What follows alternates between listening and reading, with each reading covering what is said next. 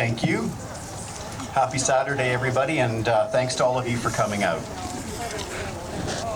I think when I was first asked to do this a couple of weeks ago, I've never done anything like this before. I've always kind of been a silent protester, and just given what's happening in this province, in this country, and all over the world, I think it's important to get different messages out there, not in a divisive way, but in a way that, you know, just gets people asking different questions and maybe looking at a different point of view.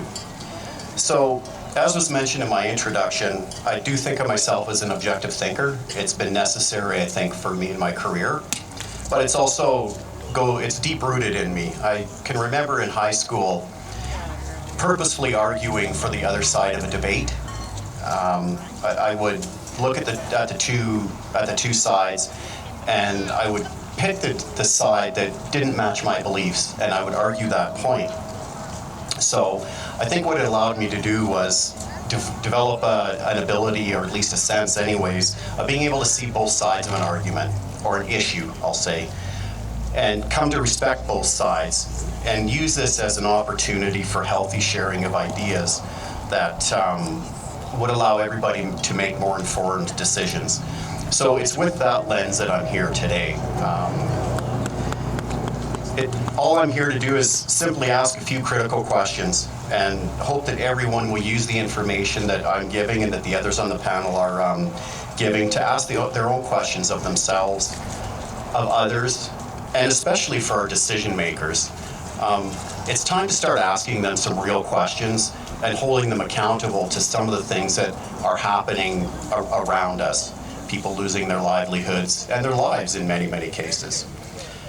First, I want to say that I'm not minimizing what's happening with COVID. I think all death is tragic, and it certainly brings sorrow to those who are left behind. So I'm in no way minimizing those who have been affected by COVID. But at the end of the day, there's been much cost to this by any measure. So I think we all need to ask ourselves, was this all really worth it? I know more people who have committed suicide or died a death of despair than I do who have died from COVID. And my belief is that these people would not have died if it had not been for the severity of the lockdowns. You know, and I know we all probably know people within our circle, or know of someone who knows somebody that has, you know, suffered a suicide or some kind of mental anguish, or a marriage breakup, or abuse.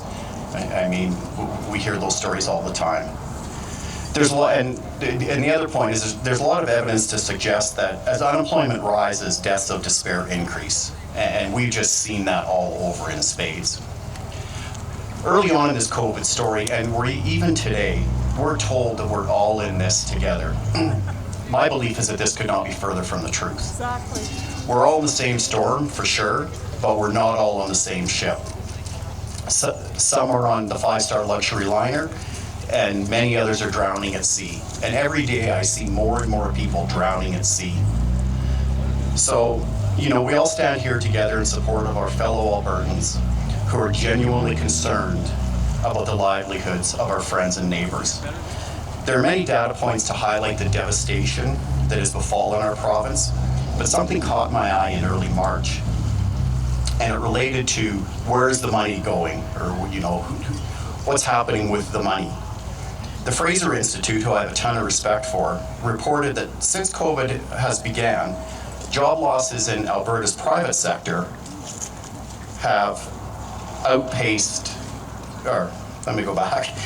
Job losses in the province have been concentrated in the private sector. Private sector employment fell by 6.4% from January 2020 to January 2021, compared to government gains of 2.9%. So private sector employment fell by 6.4%, government sector increased by 2.9%. Put a little bit differently, Alberta's private sector lost almost 100,000 jobs, and the government sector gained almost 12,000 jobs. In addition, of the Alberta government's total spending of $54 billion, 50% of it goes to support salary, wages, and benefits for government employees. So when I looked at this, I thought that these two facts alone, I think, help explain a lot and why there's such a difference of opinion with respect to lockdowns. The question I would ask of our decision makers is, are they really feeling the pain of what's going on? In the past year, have any of them really had to suffer the same way our local business owners have? Have they lost wages? Have they faced bankruptcy? Or have they been part of a family that cannot afford to feed itself? I know they say they feel for Albertans, and I don't doubt that, but unless you're experiencing something, you're just in a whole different ball game. People are much more empathetic, they're much more compassionate, and especially much more motivated if they have experienced something in the past or are currently experiencing it now. All of the decisions that have been made about lockdowns are being made by government officials, all of them. No wonder getting traction is difficult. Now, I'm not making any accusations, I'm not making any criticism, I'm just asking a question. If all of the decisions are being made by those who are not suffering economically, the question I would ask is, would different decisions be made if the composition of the decision makers was different? Exactly. Thanks.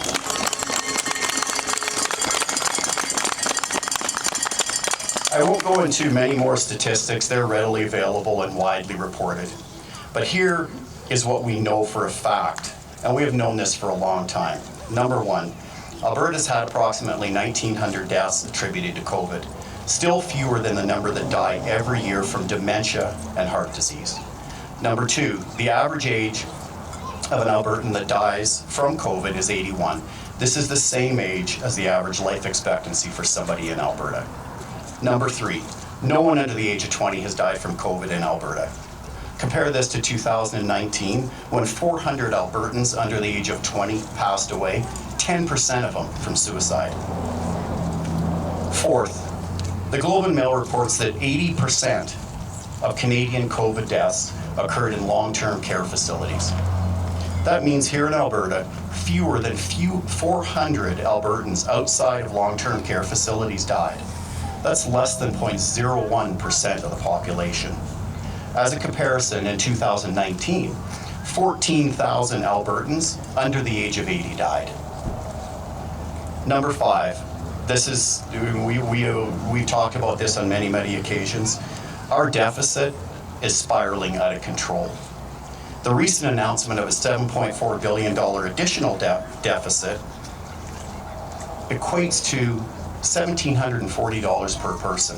That's almost $7,000 for a family of four. This is just to cover the additional deficit that was, this just accounts for the additional deficit. This is on top of the previously announced $16.8 billion deficit. Alberta's deficit this year is going to be $24.2 billion. That's a lot of money.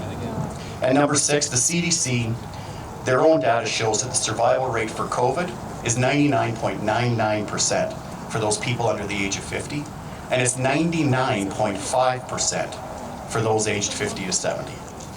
So what does all this tell us? Number one, it tells us that COVID definitely affected those in long-term care facilities, and that a targeted approach would have saved lives. We knew where the problem was, and we know where it still is, yet we continue to focus our resources on other areas and not focus them on where they are needed most. 80% of the problem was in this area. COVID has had little impact on the young and the healthy. Number three, locking down the economy will prove to have done more harm than good, as deaths of despair will continue to skyrocket due to unemployment and loneliness caused by lockdowns. I would just like to share a story that I read earlier this week. It was about a lady by the name of Alice Myers. Alice was a 98-year-old woman who died of COVID restrictions. Her son said that Alice was healthy in every way and she was rarely sick.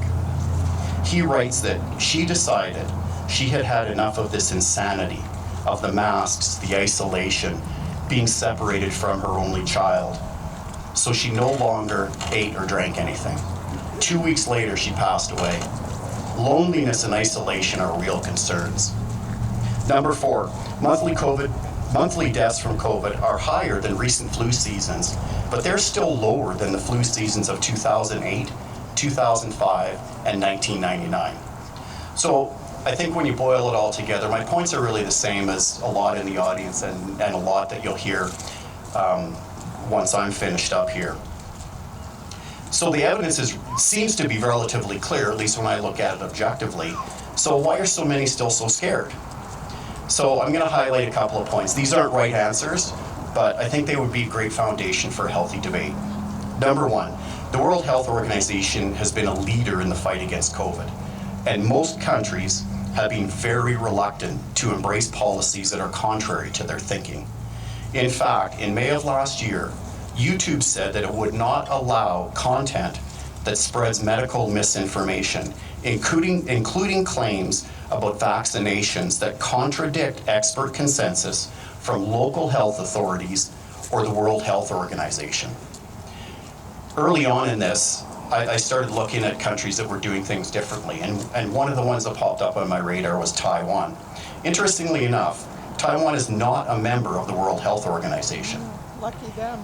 Canada has had 591 deaths per million people. Taiwan, which is they have a slightly lower population, but they're more densely populated, their death rate is 0.4 per million. Like, could we not have learned something from these people? Number two, how are our decision makers motivated? We know that the government payrolls have increased and that the government workers continue to receive full uninterrupted pay, while the private sector continues to be decimated. There's no shared suffering. And until there's unlikely to be much of a shift in the very conservative approach to locking down the economy. I would ask that as Albertans who elected these decision makers, how can we motivate them or change the composition of the decision-making group? And the third point, Albertans were told in December that additional lockdown measures were needed to prevent a run on the healthcare system, specifically ICU beds. It's my understanding that we have 272 ICU beds in Alberta. The facts are that we have never come close to occupying all those beds, and we currently sit at 21% utilization. The risk has been drastically reduced, and as the decision makers like to say, through the hard work of Albertans. As of March 25th, we have been under 300 hospitalizations and have been since February 23rd. This was the target that the government set in order to move into step three. Step three of the reopening. We are well within those guidelines, and we should be moving into step three.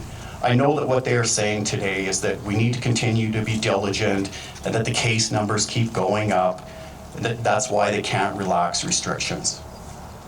The truth is that hospitalizations sit no higher today than they did on February 23rd, which was day one of under 300 hospitalizations. Albertans have earned the right to relax restrictions. We need to make that heard.